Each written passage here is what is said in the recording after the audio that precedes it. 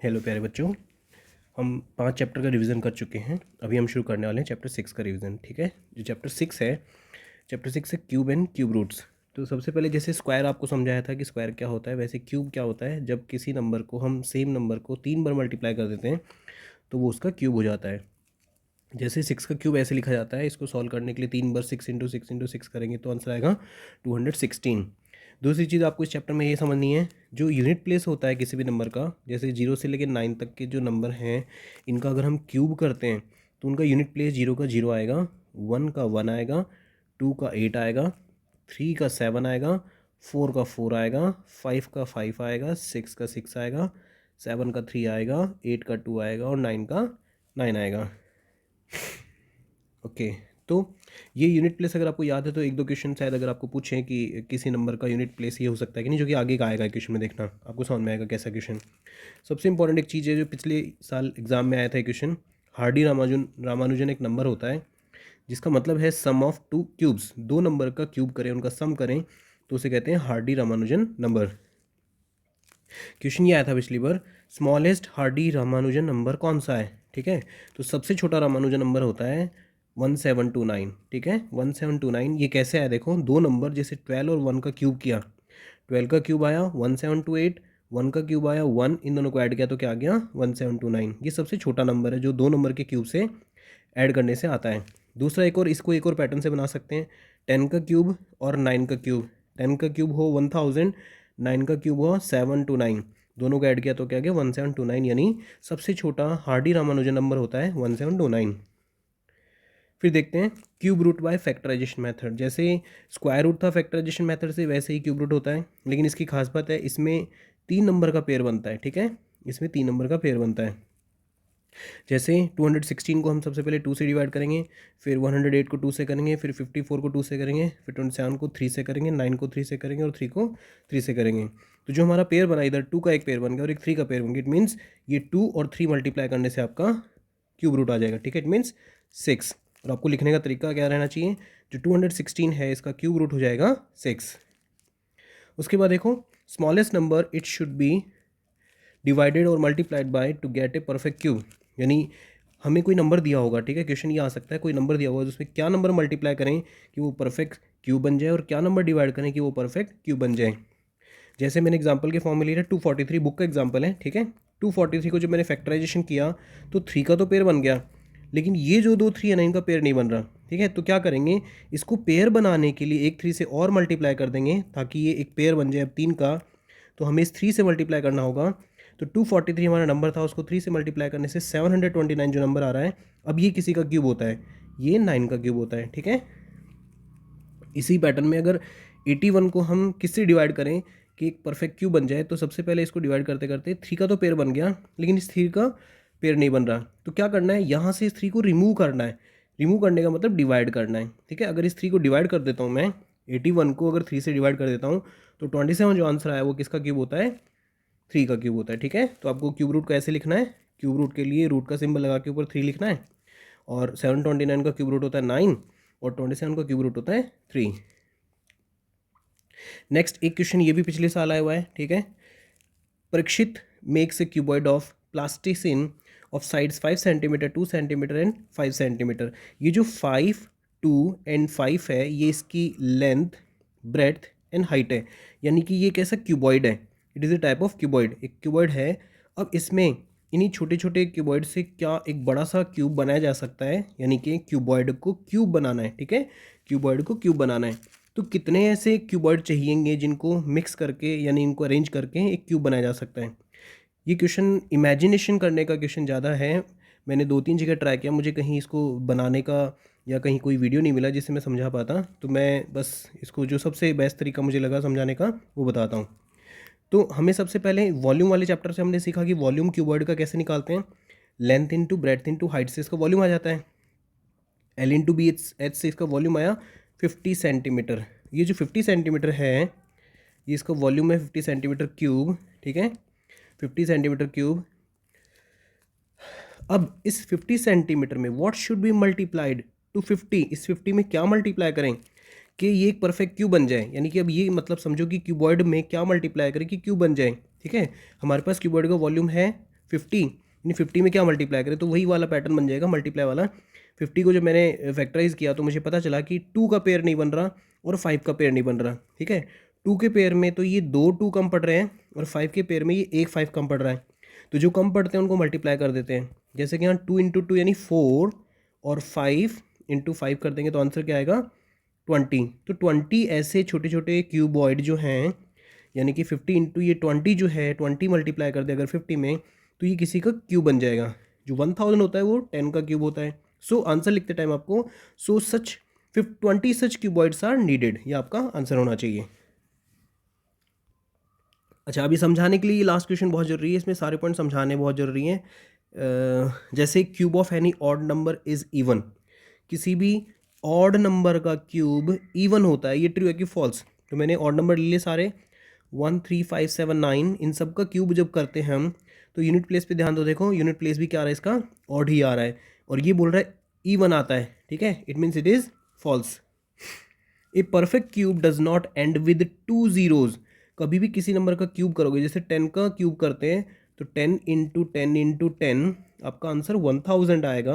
1000 के लास्ट में देखो कितने जीरो हैं 3 0 हैं, ये बोल रहा है 2 0 आने चाहिए, ठीक है। तो मैंने एग्जांपल के फॉर्म में जैसे 10 का क्यूब कर दिया, 20 का क्यूब कर दिया और 100 का क्यूब कर दिया, तो इन सब में 2 0 नहीं आ रहे, किसी भी क्यूब के एंड में 2 0 नहीं आते और ये बोल रहा है बात इसकी सही है, इसका मतलब it is true. If squares of A number ends with 5, अगर किसी नंबर का स्क्वायर 5 से एंड होता है तो उसका क्यूब 25 से एंड होगा पक्का, ठीक है। जैसे 5 का स्क्वायर करते हैं तो 25 आ रहा है लास्ट में, 25 आ रहा है। 15 का स्क्वायर करते हैं तो इसके भी लास्ट में 25 आ रहा है। 25 का स्क्वायर करते हैं इसके लास्ट में भी 25 आ रहा है। यानी यहाँ से एक बात पक्की है कि किसी भी नंबर का स्क्वायर करते हैं जिसके लास्ट में 5 है तो उसके एंड में हमेशा स्क्वायर में 25 आता है। ये स्क्वायर के फॉर्म में तो सही है, लेकिन क्यूब के लिए क्या बोल रहा है कि उसके लास्ट में भी 25 आएगा। जैसे 5 वाले में तो 25 आ रहा है, यहाँ तो लग रहा है कि जैसे सही है, लेकिन जब 15 का क्यूब करते हैं तो उसके लास्ट में 75 आता है और यहीं ये बात गलत हो गई, ठीक है। It means it is false. There is no perfect cube which ends with 8, देखो बिल्कुल सही ना, ये अभी जो मैंने समझाया था, कोई भी नंबर ऐसा नहीं जिसके क्यूब का क्यूब करने से मतलब उसके एंड में 8 आता है। तो आपको जो लिस्ट दिखाई दी अभी मैंने, इस लिस्ट में देखो किसी नंबर के क्यूब के एंड में 8 आता है क्या? यस आता है। 2 के क्यूब में 8 आता है, इसका मतलब इसका आंसर क्या हो जाएगा? इसने जो बोला है, इसने बोला है नो परफेक्ट क्यूब, ऐसा होता नहीं है, इसकी बात गलत है, इसका मतलब ये फॉल्स है। 2 के क्यूब में 8 आता है। Okay, the cube of A 2 digit number may have 7 और मोर डिजिट्स, यानी कि किसी भी 2 डिजिट नंबर का जो क्यूब करेंगे तो उसके लास्ट में 7 या उससे ज़्यादा डिजिट आती हैं। Let's check. सब स्मॉलेस्ट 2 डिजिट नंबर ले लिया मैंने 10 और ग्रेटेस्ट 2 डिजिट नंबर लिया मैंने 99 और दोनों का क्यूब करके देखा। 10 का क्यूब किया 1000 आंसर आया और 99 का क्यूब किया 9,70,299 आंसर आया। अब डिजिट गिनते हैं, इसने बोला कितने 7 डिजिट या उससे ज़्यादा होते हैं, तो ये तो बहुत कम डिजिट है। इसमें गिनते हैं 1 2 3 4 5 6 7, सॉरी 6, 1 2 3 4 5 6 डिजिट हो सकते हैं मैक्सिमम, 6 डिजिट हो सकते हैं, मतलब इसकी बात गलत है। ये बोल रहा है 7 डिजिट हो सकते हैं, क्या गलत है। ओके फिर है the cube of a single digit number may be a single digit number, एक सिंगल डिजिट नंबर का क्यूब एक सिंगल डिजिट हो सकता है कि यस हो सकता है। जैसे 1 का भी क्यूब देखो, 2 का भी क्यूब देखो, ये दोनों के दोनों सिंगल डिजिट है, उनका क्यूब भी सिंगल डिजिट है, it means it is true. Okay next chapter पे आते हैं, चैप्टर नंबर 7, कंपेयरिंग क्वांटिटीज़। सबसे पहले रेशियो है आपके टॉपिक में। रेशियो जैसे दो नंबर का कंपैरिजन, मैंने लिखा है comparing two quantities with same unit. Same unit का मतलब होता है जैसे अगर किलोमीटर है तो इसके रेशियो में भी किलोमीटर होना चाहिए, तब आप इनका कंपेयर कर पाओगे। अगर एक किलोमीटर है और दूसरा मीटर है तो आप उनका कंपेयर नहीं कर सकते, ठीक है। आपको इस किलोमीटर को कन्वर्ट करना पड़ेगा मीटर में। चलो देखो, तो ए रेशियो बी को हम लिख सकते हैं ए अपॉन बी, या ए अपॉन बी को आप लिख सकते हो ए रेशियो बी। ये बात आपको समझ में आनी चाहिए। जैसे एग्जांपल के फॉर्म में बुक का एग्जांपल है speed of cycle ratio speed of scooter. Book में दिया था स्पीड ऑफ साइकिल है 15 किलोमीटर पर आवर और स्पीड ऑफ स्कूटर है 30 किलोमीटर पर आवर। तो 15 रेशियो 30, उसके बाद इसको डिवाइड कर दिया 15 अपॉन में 30 और काटने के बाद आया 1 अपॉन में 2, और 1 अपॉन 2 को वापस हम 1 रेशियो 2 में लिख सकते हैं। फिर एक क्वेश्चन और था जिसमें अलग यूनिट थी, जैसे यहाँ पैसे हैं लेकिन यहाँ रुपीज़ हैं, तो आपको मैंने बताया था कन्वर्ट करना पड़ेगा। तो जो बड़ी यूनिट होती है, जैसे रुपीज़ यहाँ बड़ा होता है पैसे से, तो आप बड़े वाले को कन्वर्ट कर लो। 5 रुपीज़ में कितने पैसे होते हैं? 500 पैसे होते हैं। तो अगली स्टेप में आप 5 की जगह 500 लिखेंगे और इनका रेशियो कर देंगे, ठीक है, यानी 50 रेशियो 500। दोनों को सिंप्लीफाई करने के लिए जैसे एक जीरो से एक जीरो आप यहाँ भी काट सकते हो, 5 1 जा एंड 5 10 जा आप यहाँ भी कर सकते हो, या फिर ऐसे फ्रैक्शन में लिख के कर सकते हो 1/10 यानी कि 1/10। ओके, एक क्वेश्चन बुक में ऐसा भी है, कन्वर्ट करो 3:4 को परसेंटेज में। तो एक छोटी सी बात याद रखो, किसी भी फ्रैक्शन को परसेंटेज में कन्वर्ट करने के लिए 100 से मल्टीप्लाई करते हैं, और ये बात मैंने आपको डेटा हैंडलिंग के चैप्टर में समझाई थी। किसी भी नंबर को, फ्रैक्शन को अगर आप 360 से मल्टीप्लाई कर देते तो डिग्री में कन्वर्ट हो जाता है, और किसी भी नंबर को मल्टीप्लाई 100 कर देते तो वो परसेंटेज में कन्वर्ट हो जाता है। अगर वो बात याद है तो इस चैप्टर में काम आएगी, ठीक है। ओके, तो मैंने इन दोनों को डिवाइड किया, मल्टीप्लाई का आंसर है 75, सो ये आएगा 75%। एक क्वेश्चन है बुक का ही, 72% बच्चों को मैथ्स पसंद है 25 बच्चों में से, यानी 25 बच्चों में से 72% बच्चों को मैथ्स पसंद है, कितने बच्चों को मैथ्स पसंद नहीं है। ध्यान से करना है क्वेश्चन, क्योंकि डू नॉट वाला क्वेश्चन है। डू नॉट लाइक में आपको जो आंसर आएगा उसको 25 में से माइनस कर देना है।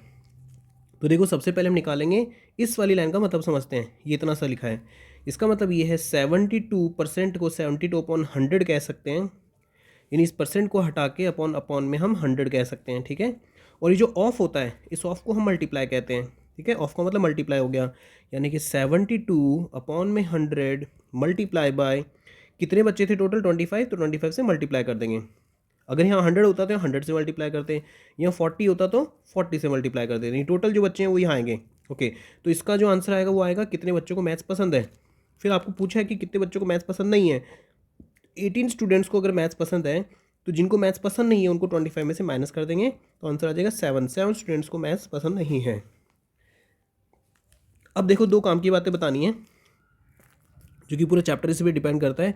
If you have to find percentage, एक तो ये कंडीशन आ सकती है आपको परसेंटेज ही फाइंड करना पड़े, ठीक है। परसेंटेज फाइंड करने के लिए आपको एक फ्रैक्शन चाहिएगा जिसका न्यूमरेटर एंड डिनोमिनेटर होता है। अगर उसको आपको 100 से मल्टीप्लाई कर दोगे तो परसेंटेज में कन्वर्ट हो जाएगा।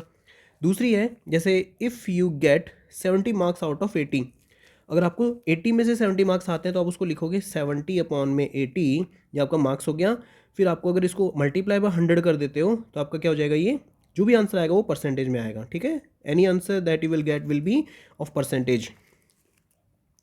0 से 0 काटा, ये 8 की टेबल में 100 कट जाएगा 12.5 टाइम्स, देन 7 × 12.5 आ जाएगा 87.5, और जो आंसर आएगा आपका आएगा परसेंटेज में। दूसरी कंडीशन होती है, नंबर 2 कंडीशन होती है, इफ़ परसेंटेज इज गिवन, आपको परसेंटेज तो दिया होगा लेकिन आपको देन राइट परसेंट एज, तो आपको परसेंट को कैसे लिखना चाहिए। देखो, जैसे क्वेश्चन अभी समझाया था 75% ऑफ 80, तो आपको 75% वाला जो सिंबल है इसको अपॉन में 100 बना देंगे, और जो ऑफ है इसको हम मल्टीप्लाई कर देंगे, और जो 80 है उसको सॉल्व करके बाद में इसका आंसर आएगा 56। देखो कैसे आया, 0 से। अच्छा, एक और खास बात यहाँ, ये जो 75, 25, 50 नंबर होते हैं, अपॉन में 100 आने से डायरेक्टली 25 की टेबल से कट जाते हैं। 25 3 जा, 25 4 जा, और 4 1 जा, और 4 20 जा, तो 20 × 3 कितना हो जाएगा। सॉरी, कुछ गड़बड़ कर दी क्या। ओके सॉरी, मैं यहाँ 70 लिखते हैं, थोड़ी सी गड़बड़ हो गई, इसको ठीक कर देते हैं। तो ये आंसर आपका आ जाएगा 75/100 × 80, 0 से 0 कैंसिल, और सॉरी आपको तो 75 से करना है। 25 3 जा, 25 4 जा, इसको काटा ही बन जाएगा 20 टाइम्स, और 20 × 3 हो जाएगा 60%। Okay, sorry 60 marks. ओके, ये मार्क्स पूछे, परसेंट नहीं पूछा ना, क्योंकि परसेंटेज गिवन आपको बोला है। तो ये 60 मार्क्स हैं। अगर आपके किसी बच्चे के 60 मार्क्स आते हैं 80 में से, तो इसका मतलब होता है वो कितना परसेंट है, 75% है, ठीक है। It is 75%। याद आपको मैंने थोड़ा गलती से लिख दिया था, कोई दूसरा नंबर सोच के।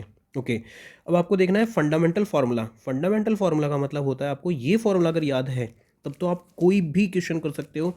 अब कोई भी क्वेश्चन में 4 कंडीशन है, प्रॉफिट भी हो सकता है, टैक्स भी हो सकता है, लॉस भी हो सकता है, और डिस्काउंट भी हो सकता है। और स्पेशल टाइप का इंक्रीज और डिक्रीज टाइप का क्वेश्चन भी होता है, जिसमें कोई चीज़ इंक्रीज होती है, जैसे पॉपुलेशन इंक्रीज हो रही है या बैक्टीरिया जो है वो इंक्रीज हो रहे हैं, है ना, ऐसे क्वेश्चन है आपके। तो इसका फॉर्मूला है चेंज इन वैल्यू अपॉन में ओल्ड वैल्यू मल्टीप्लाई बाय 100। देखो, ये वाला जो नंबर है वो एक फ्रैक्शन है, एक फ्रैक्शन को 100 से मल्टीप्लाई करते हैं तो ही हमारा परसेंटेज आता है, ठीक है। इट मीन जो आपकी चेंज इन वैल्यू है और ये जो ओल्ड वैल्यू है, ये आपको क्वेश्चन में ढूंढनी है और उसको 100 से मल्टीप्लाई कर देना है। तो क्या तो वो चीज़ इंक्रीज़ हो रही होगी या वो चीज़ डिक्रीज़ हो रही होगी, लेकिन वो परसेंटेज में होगी, ठीक है। जैसे यहाँ क्वेश्चन के फॉर्म में दिखाते हैं आपको एक और फॉर्मूला। जब आपके क्वेश्चन में आपको प्रॉफिट का, टैक्स का, लॉस का या डिस्काउंट का क्वेश्चन आए, तो आपको 100 प्लस प्रॉफिट या टैक्स करना है और 100 माइनस लॉस या डिस्काउंट करना है ऊपर न्यूमरेटर के फॉर्म में। डिनोमिनेटर के फॉर्म में आपके नीचे 100 आ जाएगा और इनटू ओल्ड वैल्यू करने से हमेशा न्यू वैल्यू आ जाती है। ठीक है, इसको क्वेश्चन में अप्लाई करके देखते हैं। 6-7 क्वेश्चन मैंने एग्जाम्पल के फॉर्म में आपके लिए बनाए हैं जो जल्दी जल्दी समझ में आ जाएंगे और आपको एक कॉन्सेप्ट समझ में आ जाएगा ये क्या है ये। ठीक है, इससे कोई भी क्वेश्चन हो सकता है आपका, इवन इससे कंपाउंड इंटरेस्ट का क्वेश्चन भी सॉल्व हो सकता है। कंपाउंड इंटरेस्ट जैसे देखो, पहला क्वेश्चन है कॉस्ट प्राइस आपको दी है 120, सेलिंग प्राइस आपको दी है 150। तो जो जो चीज़ आपके लिए पहले होती है उसको हम ओल्ड वैल्यू कहते हैं, जो चीज़ आपके लिए बाद में होती है उसके लिए न्यू वैल्यू कहते हैं। तो सबसे पहले हम किसी चीज़ को खरीदते हैं तो कॉस्ट प्राइस होगी, बेचते हैं उसकी सेलिंग प्राइस होगी। तो पहले ये किया गया, ठीक है, और बाद में ये किया गया, तो इसलिए मैंने इसको न्यू और ओल्ड लिखा है। ओके, आपको करना है फाइंड परसेंट। मैंने यहाँ लिखा देखो, if you have to find percent, if you have to find percent, आपको न्यूमरेटर और डिनोमिनेटर को डिवाइड करके 100 से मल्टीप्लाई करना है। और उसका फॉर्मूला यहाँ मैंने बताया था, चेंज इन वैल्यू अपॉन में ओल्ड वैल्यू। तो देखो चेंज क्या हुई है, चेंज इन प्राइस, क्या प्राइस में बदलाव आ गया। पहले 120 थी, अब 150 होगी बेचते टाइम। तो इसको मतलब इन दोनों का डिफरेंस यानी 150 माइनस 120, इट मीन्स ये आ जाएगा 30 तो आ गया आपकी क्या, चेंज इन प्राइस अपॉन में ओल्ड वैल्यू। ओल्ड वैल्यू मतलब पहले क्या थी 120, इसको मल्टीप्लाई कर देंगे 100 से, जो भी आंसर आएगा तो आपका परसेंटेज में आएगा। तो ये आ गया 30 अपॉन में 120 इंटू 100, उसको सॉल्व किया तो आ गया 25%। ठीक है, तो 25% उसको क्या हुआ, प्रॉफिट हुआ। एक क्वेश्चन और देखो, जैसे कॉस्ट प्राइस आपको दी हुई है 120, प्रॉफिट दिया हुआ इस बार 25%, इस बार ऑलरेडी गिवन है, पहले से गिवन होता है। तो मैंने आपको फॉर्मूला बताया था, अभी बताता हूँ। और सेलिंग प्राइस फाइंड करनी है, तो ओल्ड वैल्यू, न्यू वैल्यू और चेंज जो हो रहा है हमारा प्लस या माइनस। ठीक है, फॉर एग्जाम्पल इसका फॉर्मूला देखो, ये रहा 100 प्लस प्रॉफिट या टैक्स या 100 माइनस लॉस या डिस्काउंट। ये तो हो गया हमारा ऊपर न्यूमरेटर में लिखने वाली चीज़, डिनोमिनेटर में 100 आएगा और मल्टीप्लाई बाय ओल्ड वैल्यू। ये हर बार ये फॉर्मूला लगाओगे आप तो एकदम सारे क्वेश्चन हो जाएंगे आपके। देखो ओल्ड वैल्यू लेते हैं यहाँ, 100 plus profit, it means profit हो रहा है 25%, तो ये जगह 100 प्लस 25, 100 प्लस 25, नीचे आएगा 100, नीचे आएगा 100। 100 क्यों आता है अगर आपको डाउट है, तो जब हम परसेंट की सिंबल को हटाते हैं तो अपॉन में 100 लग जाता है। ठीक है, तो ये जो आपका 125% है, इसी को हम 125 अपॉन में 100 कह सकते हैं, इसलिए मैं बार बार 100 यूज़ कर रहा हूँ। मल्टीप्लाई बाय ओल्ड वैल्यू मतलब कितने में उसको खरीदा था, 120 में खरीदा है। जैसे देखो यहाँ खरीदने वाली चीज़ होती है वो कॉस्ट प्राइस हमारी पहले की होगी, इसलिए इसको मैंने ओल्ड वैल्यू लिखा है, और बेचने वाली चीज़ बाद की होगी, इसलिए मैंने इसको न्यू वैल्यू लिखा है। ठीक है, ओके, तो कितने में खरीदा उससे मल्टीप्लाई कर देंगे 125/100 को, तो आ जाएगी हमारी न्यू वैल्यू यानी कि न्यू प्राइस यानी सेलिंग प्राइस। तो इसको सॉल्व करें, जैसे 125/100 और इंटू 120, इसको देखो कैसे सॉल्व करेंगे, 125/100 इंटू 120, आपको क्या करना है 25 की टेबल से कट करना है। तो 25 4 जा एंड 25 5 जा, यानी 5/4 इंटू 120। ओके, अब 4 से कट जाएगा ये 30 टाइम्स, और 30 इंटू 5 यानी 5 इंटू 30 आपको हो जाएगा 150, यानी कि 150 में उसको बेचा जाएगा, नहीं सेलिंग प्राइस होगी उसकी। ठीक है, ओके। तीसरा क्वेश्चन देखो, कॉस्ट प्राइस दी हुई है आपको इस बार 120, लेकिन इस बार लॉस हो रहा है, तो लॉस का क्वेश्चन हो गया। देखो लॉस को हमेशा माइनस करते हैं, 100 माइनस 25, तो मैंने लॉस को 100 माइनस 25 लिख दिया। 25% का लॉस है, इसका मतलब 100 माइनस 25 क्या हो जाएगा 75, अपॉन में 100 आएगा, और इंटू जो हमारी ओल्ड वैल्यू यानी जितने भी खरीदा था वो आएगी 120, तो ये बन जाएगा 75 अपॉन में 100 इंटू 120।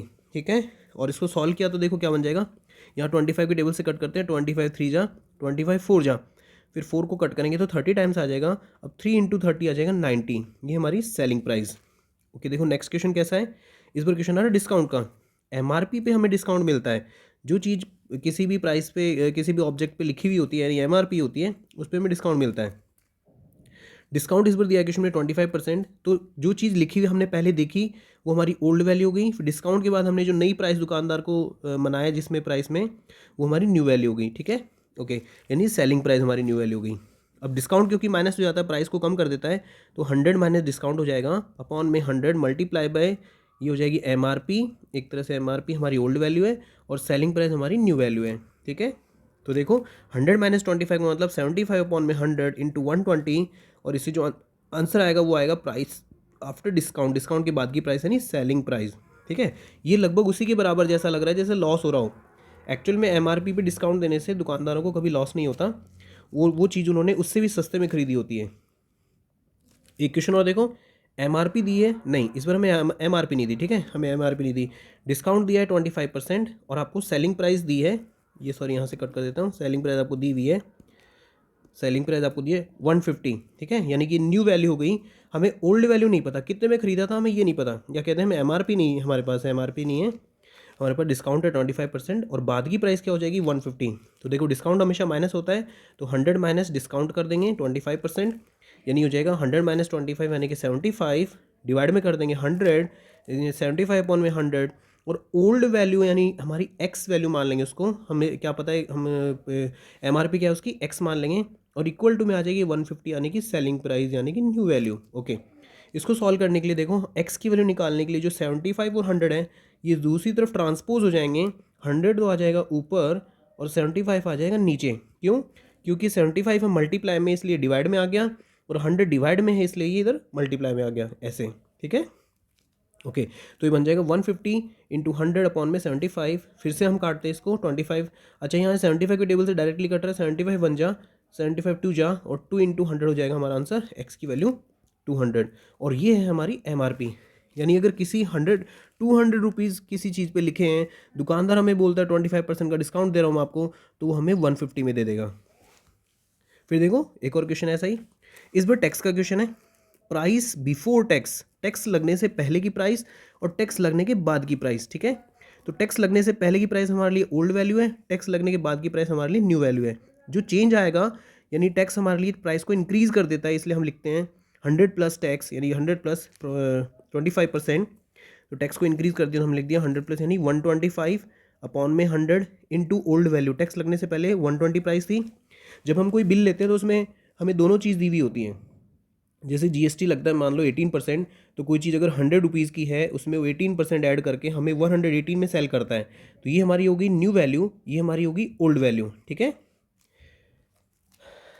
तो 125 अपॉन में 100 इंटू 120, ओके। तो आगे देखो इसको सॉल्व करने के लिए फिर वही 25 की टेबल से काटो, 25 5 जा, 25 4 जा, और 4 से कट जाएगा 30 टाइम्स, तो आंसर आ जाएगा 5 इंटू 30 150, ठीक है। तो 150 क्या चीज़ होगी, प्राइस आफ्टर टैक्स। जो चीज़ हमें 120 रुपये की किसी को बेचनी है उसमें प्राइस टैक्स अगर ऐड करना है 25%, तो हमें वो दुकानदार 150 में सेल करेगा, ठीक है। ओके, फिर 7th है, एक और सेम ऐसा ही क्वेश्चन है, प्राइस बिफोर टैक्स, इस बार हमें टैक्स से पहले का प्राइस नहीं पता, टैक्स वही है 25% और प्राइस आफ्टर टैक्स 150 है, जो कि अभी पिछले क्वेश्चन में हमने निकाला था। मैं सारे क्वेश्चन की वैल्यू सेम ले रहा हूँ ताकि आपको अच्छे से समझ में आ जाए। फिर वही रूल है, टैक्स प्राइस को हमेशा इंक्रीज कर देते हैं, इसलिए 100 प्लस टैक्स अपॉन में 100, क्योंकि परसेंटेज का साइन हटा के अपॉन में 100 इंटू ओल्ड वैल्यू, आपको याद रखने की ओल्ड वैल्यू में बदलाव आने वाला है, इसलिए हम इंटू ओल्ड वैल्यू करते हैं, इक्वल टू में न्यू वैल्यू आ जाएगी, ठीक है। तो हमें ओल्ड वैल्यू नहीं पता क्योंकि टैक्स से पहले की प्राइस क्या है उसको हम एक्स मान लेंगे, ये हो जाएगा 125 अपॉन में 100 into x is equal to 150। X की वैल्यू निकालने के लिए जो बना हमारा 125 अपॉन में 100, ये जो 125 है ये इधर डिवाइड में आ जाएगा, और ये जो 100 है ये इधर मल्टीप्लाई में आ जाएगा, ठीक है। तो एक्स की वैल्यू को फिर 25 से सॉल्व करके आंसर आएगा हमारा 120 रुपीज़, जो कि है प्राइस बिफोर टैक्स। अगर हमें कोई दुकानदार 150 की चीज़ को सेल करता है हमें और कहता है कि मेरा इसमें 25% टैक्स लगा है, तो वो चीज़ एक्चुअल में उसने 120 में हमें बिना टैक्स के बेच सकता था, या उसकी बिना टैक्स से पहले की प्राइस होगी उसकी 120 रुपीज़। अच्छा, अब आती है इंटरेस्ट। पहले समझो इंटरेस्ट क्या होता है। Interest is the extra money as earning, किसी की अर्निंग हो सकती है एक्स्ट्रा मनी फॉर गिविंग और टेकिंग लोन, लोन देते या लेते टाइम कोई हमें एक्स्ट्रा पैसे चुकाता है या हम किसी को चुकाते हैं, उसे हम कहते हैं इंटरेस्ट। इंटरेस्ट दो तरह के होंगे, simple interest and compound interest. दोनों के फॉर्मूले देखो, principal multiply by rate multiply by time upon में 100, ये करने से आता था सिंपल इंटरेस्ट। फिर अगर कंपाउंड इंटरेस्ट की बात करें, अगर आपके क्वेश्चन में ये नाम आ गया कंपाउंड कहीं भी, तो आपको कंपाउंड इंटरेस्ट से सॉल्व करना है, ठीक है। और आपको क्वेश्चन में सिर्फ इंटरेस्ट लिखा रहा है तो आप सिंपल इंटरेस्ट से क्वेश्चन को सॉल्व करेंगे। प्रिंसिपल मल्टीप्लाई बाय, ये वही सेम कॉन्सेप्ट है, प्राइस को इंक्रीज कर देती है रेट, इसका मतलब जो प्राइस है उससे ज़्यादा हो जाएगा, तो 100 प्लस आर अपॉन में 100, जो हमने अभी पीछे फॉर्मूले में देखा था। लेकिन ये जो ऊपर टी है, टी का मतलब उसकी पावर बन जाएगी, यानी अगर टी 2 ईयर्स होता है तो यहाँ टी लिखा जाएगा 2, और टी 3 ईयर्स होता है तो ऊपर लिखा जाएगा 3। आपकी बुक में सिर्फ 2 ईयर्स के क्वेश्चन आएंगे, ठीक है। और उसमें से अगर प्रिंसिपल माइनस कर दें, क्योंकि यहाँ से लेके यहाँ तक सॉल्व करेंगे तो अमाउंट बन जाता है, अमाउंट मतलब जिसमें पहले से प्रिंसिपल ऐड किया हुआ होता है, ठीक है। इंटरेस्ट प्लस प्रिंसिपल होता है अमाउंट, तो अगर आपको अमाउंट में से प्रिंसिपल माइनस कर देंगे तो आएगा इंटरेस्ट, इसीलिए इसमें से प्रिंसिपल माइनस कर देते हैं ताकि इंटरेस्ट आ जाए। जैसे क्वेश्चन लेते हैं, सेम डिटेल रहेगी हमारी, लेकिन एक तरफ आएगा हमारा सिंपल इंटरेस्ट, एक तरफ आएगा हमारा कंपाउंड इंटरेस्ट। प्रिंसिपल हमारा 10,000 रुपीज़, टाइम है 2 ईयर्स, रेट है 15%। तो principal into rate into time upon में 100 करने से 3000 इंटरेस्ट आया।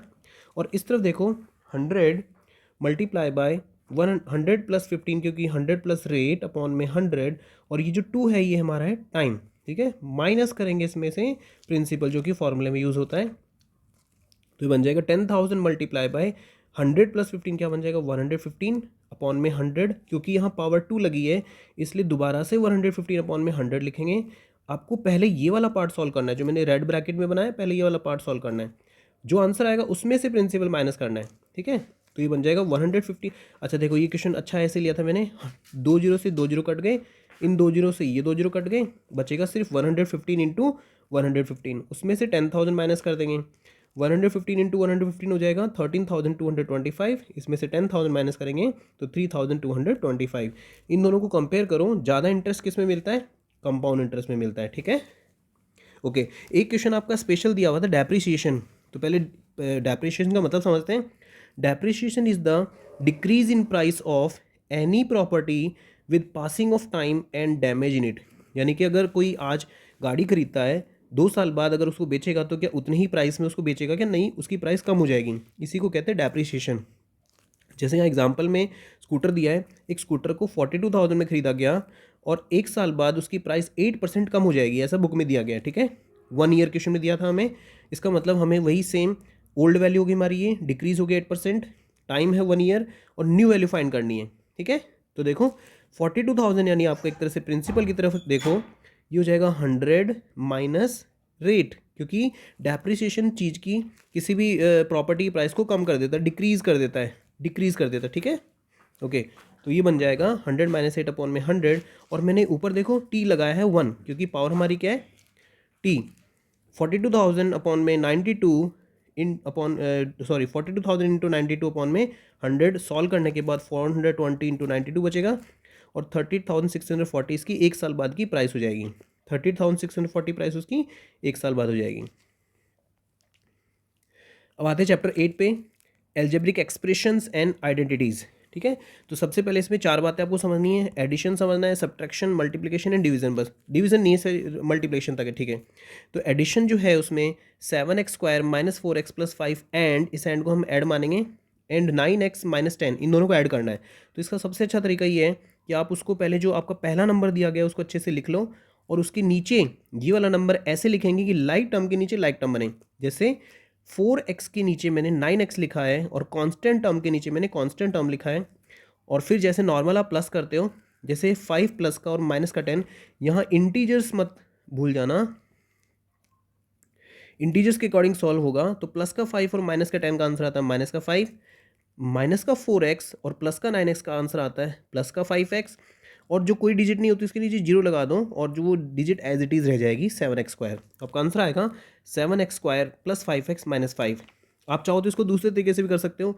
ये जो रेड वाला पार्ट मैंने लिखा है, इस रेड वाले पार्ट का मतलब इसमें 7x² है, यहाँ से शुरू करें इसको ऐसे, 7x² पहले यहाँ, फिर माइनस का 4x है, उसके साथ में आप उसी की जैसी लाइक टर्म लिख दो, जिसको मैंने ब्लू से हाईलाइट कर दिया।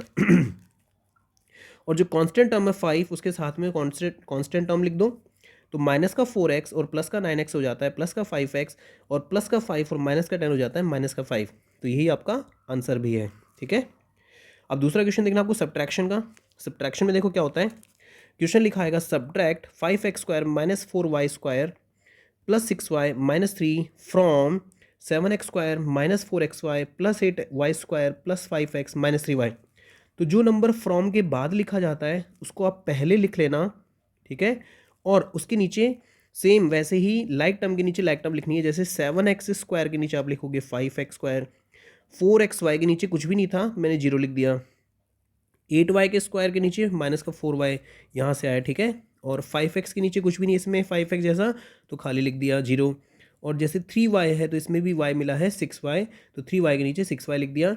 और इसमें अकेला माइनस का 3y जो कि ऊपर वाले नंबर में कहीं नहीं है, सॉरी ये जो 3 है ये ऊपर वाले नंबर में कहीं नहीं था, तो मैंने उसकी जगह 0 लिख दिया, यानी कि इसमें कहीं कांस्टेंट टर्म नहीं थी तो उसको मैंने 0 बना दिया। जो खाली रह जाए, जैसे यहाँ एक 2 और 3 डिजिट खाली रह गई हैं, इसको मैंने 0 से फिल कर दिया। 0 के साथ वाला नंबर एज इट इज उसके जैसा माना जाएगा, ठीक है, उसका कोई फर्क नहीं पड़ता।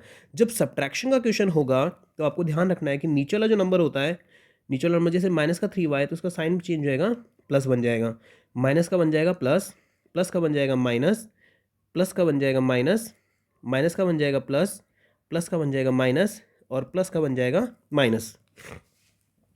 आपको सबके साइन चेंज कर लेने हैं। तो अब इसको ध्यान से देखो, ये क्वेश्चन ऐसे रीड करना आपको 0 + 3, ठीक है, और ये रीड करना है -3 - 6y ये रीड करना है +5x - 0, ये रीड करना है +8y² और +4y², ये रीड करना है -4xy और -0, और ये रीड करना है +7x² और -5x², ठीक है। तो इसका आंसर आएगा 3। इधर देखो ये भी माइनस है, ये भी माइनस है, तो माइनस का साइन रह जाएगा और दोनों ऐड हो जाएंगे, माइनस का 9y, ये 0 का कोई फर्क नहीं पड़ता, तो 5x ऐसे कैसे आ जाएगा, ये प्लस का है, ये भी प्लस का हो गया, मतलब 12 ऐड हो जाएगा 12y², और इससे कोई फर्क नहीं पड़ेगा तो माइनस का xy रहेगा, और ये 7x में से 5x माइनस हो जाएगा तो 2x² आ जाएगा। तो यही आपका आंसर भी हो गया। ओके, अब देखो मल्टीप्लिकेशन आएगा, मल्टीप्लिकेशन को हम प्रोडक्ट भी कह सकते हैं प्रोडक्ट मतलब मल्टीप्लाई, याद रखना। अब इसके नॉर्मल मल्टीप्लाई आपके मोनोमियल से मोनोमियल, मोनोमियल मतलब एक टर्म का एक टर्म से मल्टीप्लाई। तो जब हम मल्टीप्लाई करते हैं तो ये जो इसका कॉफिशिएंट होता है हम इनको मल्टीप्लाई करते हैं, 5 3 15, और अगर x को x से मल्टीप्लाई करते हैं, x × x का सॉल्यूशन होता है x², ठीक है, तो ये बन जाएगा 15x²। एक मोनोमियल को एक बायनोमियल से मल्टीप्लाई करना, बायनोमियल मतलब दो टर्म वाला, देखो मोनोमियल मतलब एक टर्म वाला इसकी सबसे अच्छी कंडीशन आपको एग्जाम जो याद रखनी वो है, पहले नंबर को पहले नंबर से मल्टीप्लाई कर दो, यानी 3 × 2 हो जाएगा 6 और x × x हो जाएगा x²। फिर जो पहला नंबर है इसको दूसरे नंबर से मल्टीप्लाई कर दो, तो 3 × 3 हो जाएगा 9 और x अकेला है तो अकेला x रह जाएगा 9x। तीसरा है मोनोमियल को ट्राइनोमियल से मल्टीप्लाई, ट्राइनोमियल में 3 टर्म होती हैं, 1 2 और 3, सेम वही कंडीशन है, पहले पहले नंबर से, फिर दूसरे नंबर से, और फिर तीसरे नंबर से मल्टीप्लाई कर देंगे, ठीक है। तो देखो 3 × 2 6, x × x x², फिर 3x × 3 यानी कि हो जाएगा 3 3 9 और 9x। अब यहाँ सबसे समझदारी की बात आपकी होनी चाहिए, ये नंबर प्लस का था, ये नंबर माइनस का है, तो एक प्लस का नंबर एक माइनस के नंबर से जब मल्टीप्लाई होता है तो माइनस में आंसर आता है, ठीक है। तो 3 × y आप ले लोगे, अच्छा 3 और x × y xy, क्योंकि एक प्लस और एक माइनस है इसलिए आंसर माइनस में आ गया, तो आपका ये आंसर रहेगा। एक बायनोमियल को बायनोमियल से मल्टीप्लाई करना बहुत ज़्यादा यूज़ आता है क्वेश्चन, इसी के आते ज़्यादातर 2x + 5 और 3x - 5, तो 2x को 3x से मल्टीप्लाई करेंगे, 2x को 5 से मल्टीप्लाई करेंगे, 5 को 3x से मल्टीप्लाई करेंगे और 5 को 5 से करेंगे, 4 बार मल्टीप्लाई होगा, तो 1 2 3 4 इसके 4 टर्म्स बन जाएंगे, ठीक है। तो जैसे सबसे पहले 2x को 3x से किया तो बन जाएगा 6x², फिर 2x को 5 से करेंगे, देखो ये प्लस का है ये माइनस का है तो आंसर माइनस में आना चाहिए, ये गलती मत करना, प्लस माइनस का ध्यान से लगाना। तो 2 × 5 हो जाएगा 10, माइनस का 10x प्लस का नंबर प्लस से मल्टीप्लाई होगा प्लस ही रहेगा, 5 3 15 15x, और एक प्लस का नंबर जब माइनस से मल्टीप्लाई होगा तो माइनस हो जाएगा, यानी कि माइनस का 25। देन ये जो बीच वाले नंबर हैं दोनों, ये देखो लाइक टर्म है, 10x और 15x, माइनस का 10x और प्लस का 15x दोनों लाइक टर्म हैं क्योंकि दोनों में x आ रहा है, तो माइनस का 10 और प्लस का 15 का आंसर होता है प्लस का 5, तो ये बन जाएगा 6x² + 5x - 25। अब आपका एक क्वेश्चन मुझे जो इंपॉर्टेंट लगा वो ये है, थोड़ा हार्ड भी है इसलिए समझाना मुझे ज़रूरी था। फाइंड द प्रोडक्ट, प्रोडक्ट का मतलब अभी बताया था मल्टीप्लाई करना, यानी कि इस वाले नंबर का इस वाले नंबर से मल्टीप्लाई। तो देखो 3/4 × a, तो ये बन जाएगा 3a² / 4 और प्लस 3b², ये ऐसा कैसे रहेगा, एंड की जगह मैंने लगा दिया मल्टीप्लाई 4 × a, क्योंकि देखो एक मोनोमियल का एक बायनोमियल से मल्टीप्लाई हो रहा है, तो 4 × a² हो जाएगा 4a² और 4 × 2 × b, यानी ऊपर वाला नंबर ऊपर वाले से मल्टीप्लाई होता है, 4 2 जा 8, 8 × b² यानी 8b², क्योंकि ये प्लस का था ये माइनस का था इसलिए यहाँ माइनस का सिंबल आएगा, और डिनोमिनेटर में इनकी 3 आ रहा है तो यहाँ भी 3 रह जाएगा ओके, अब इसको थोड़ा सा और क्लियर करते हैं, एक एक नंबर से मल्टीप्लाई करते हैं। पहले इस वाले नंबर को इस वाले नंबर से मल्टीप्लाई करते हैं। तो 3/4 इंटू 4, ऐसी कंडीशन अगर आती है तो 4 से 4 कट जाएगा, अकेला बचेगा 3, तो यहाँ आ गया 3, और ए स्क्वायर इंटू ए स्क्वायर का आंसर आ जाएगा a⁴, पहला नंबर। दूसरा, पहले को दूसरे से मल्टीप्लाई, इसका मतलब 3/4 मल्टीप्लाई बाय 8/3, 3 से 3 कट जाएगा, 4 से आ जाएगा, कट जाएगा 2 टाइम्स, तो यहाँ बचेगा 2, लेकिन ये प्लस का था और ये माइनस का था, इसलिए यहाँ माइनस आएगा। उसके बाद यहाँ से a स्क्वायर और b स्क्वायर आ गया, माइनस का 2a स्क्वायर b स्क्वायर। फिर ये दूसरी टर्म को इसकी पहली टर्म से मल्टीप्लाई करेंगे, 3 इंटू 4 हो गया 12, a स्क्वायर और b स्क्वायर देखो दोनों सेम है तो बन जाएगा a स्क्वायर b स्क्वायर। ये प्लस और ये माइनस मल्टीप्लाई होकर माइनस बन जाएगा।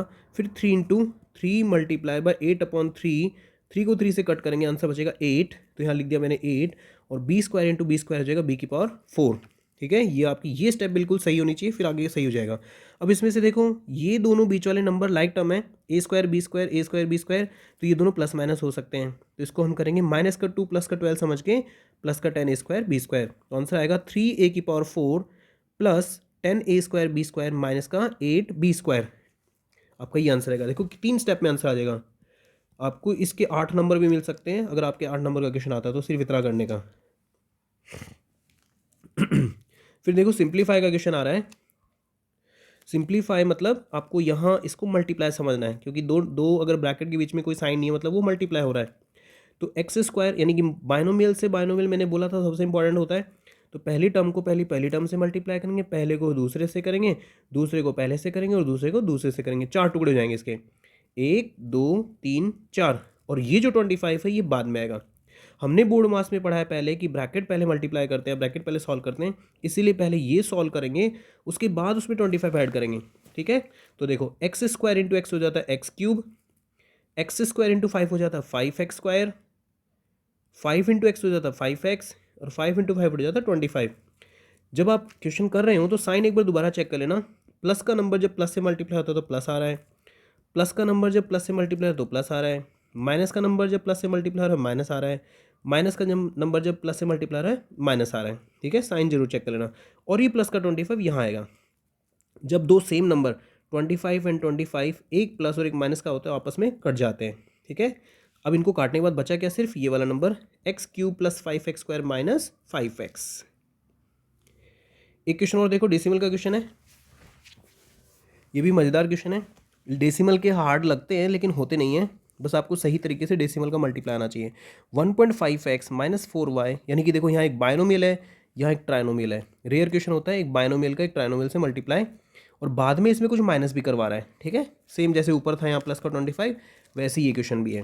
तो पहले पहली टर्म को पहली टर्म से, पहली को दूसरी से और पहली को तीसरी से, 3 बार ये मल्टीप्लाई हो गया, और दूसरी को पहली से, दूसरी को दूसरी से और दूसरी को तीसरी से मल्टीप्लाई करना। इसका मतलब 6 टर्म हो जाएंगे आपकी, 1 2 3 4 5 6, और 2 नंबर ये हो गए 7 और 8 टर्म में आपका आंसर आएगा।